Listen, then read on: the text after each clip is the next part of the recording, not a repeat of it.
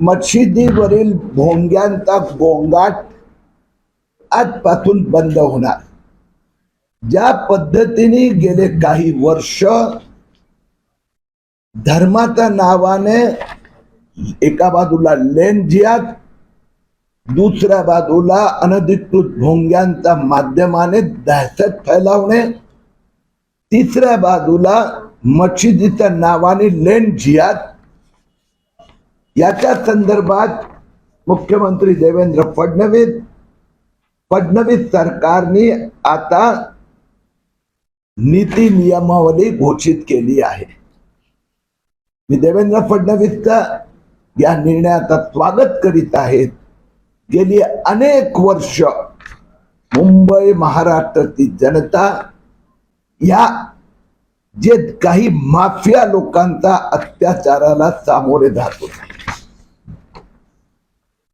महाराष्ट्र पोलीसचे अपर police महासंचालक doctor Nikhil Gupta यांनी मशिदीवर लागणारे भोंगे किंवा अन्य क्षणांसाठी ज्या पद्धतीने बेकायदेशीररित्या लाऊडस्पीकरचा वापर होत होता त्याच्यावर प्रतिबंध लादला आहे.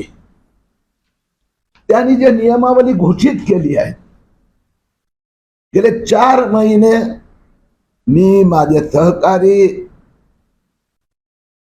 हा विषय सातत्याने गल्लोगल्लीमध्ये जात होतो.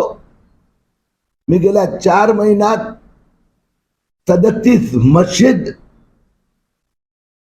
आणि सुमारे त्यावर लागलेले 450 भोंगे मशिदीवर, मशिदीच्या आसपासच्या भिंतीवर, बिल्डिंगवर, इमारतीवर आणि 33 अनधिकृत मस्जिद येथे भेटी दिल्या. मग मुंबई असो, MMRDA परिसर असो, आणि या प्रत्येक भेटीची माहिती तिथल्या स्थानिक पोलीस स्टेशन आणि मुख्यमंत्री देवेंद्र फडणवीस यांना दिली. आश्चर्याची बाब अशी आहे की घाटकोपर परिसरात पोलीस इन्स्पेक्टर म्हणतात आम्ही एकाही मशिदीला परवानगी दिली नाही. आणि ज्यावेळी किरीट सोमय्यांनी या सगळ्या भोंग्यांचे त्यांना फोटो पुरावे दिले, 3 दिवसात 33 मस्जिदवाले परमिशन मागायला आले. मुंबईच्या शिवाजीनगर गोवंडी परिसरात 72 मस्जिदीवर 500 भोंगे, आणि ही यादी शिवाजीनगर गोवंडी पोलीस स्टेशनने दिली. याच्या शिवाय 172 मशिदीवर भोंगे लागले.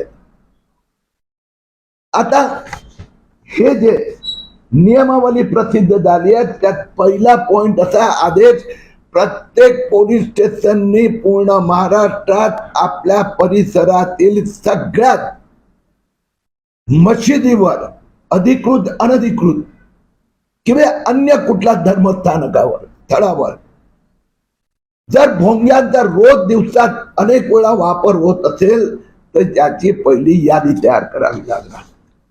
त्यानंतर ती इमारत वास्तू अधिकृत आहे, अनधिकृत आहे.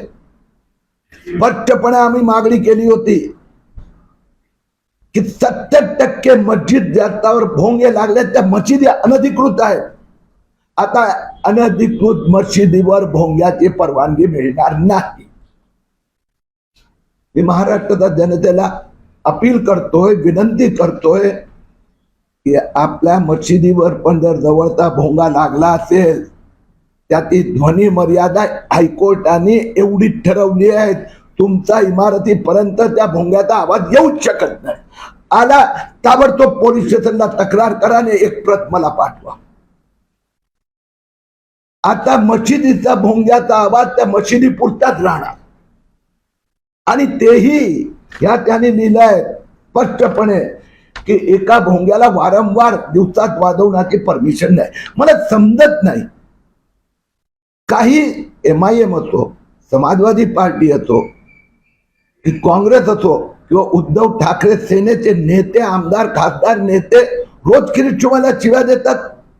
मशिदीवर वर भोंगा कशाला हवाय? मशिदीचा आत निश्चित आमची काय हरकत नाही. पण मस्जिदीच्या वर बाहेरच्या दुसऱ्या लोकांसाठी कशाला? आज सगळ्यांच्याकडे मोबाईल आहे, अलार्म आहे, त्यांना माहित आहे किती वाजता आपल्याला प्रार्थना करायला जायची आहे. मग फक्त दादागिरी करण्यासाठी. आणि म्हणून उच्च न्यायालयाने स्पष्ट शब्दात सांगितलंय की ध्वनी प्रदूषण कायदा आहे, त्याचं पालन करावं लागणार. आणि त्या कायद्याच्या अंतर्गत त्याचा आवाज बाहेर जाऊच शकत नाही. मी पोलिसांना आग्रह करणार आहे, जर बाहेरच्या लोकांना ऐकवण्यासाठी त्या भोंग्याचा उपयोगासाठी परवानगी दिली तर किरीट तुम्ही तुमच्या पोलीस स्टेशनच्या समोर येऊन ठिय्या आंदोलन करणार. यात आणखी म्हटलंय त्या मशिदीने स्वतः त्याच्या ध्वनीचे मोजमाप घेण्याचं मशीन बसवावं लागणार. आणि एकदा, दोनदा, तीनदा जर नियम भंग झाला तर पहिले 1 लाख रुपये दंड आणि आणखीन झाला तर 3 वर्षाची सजा.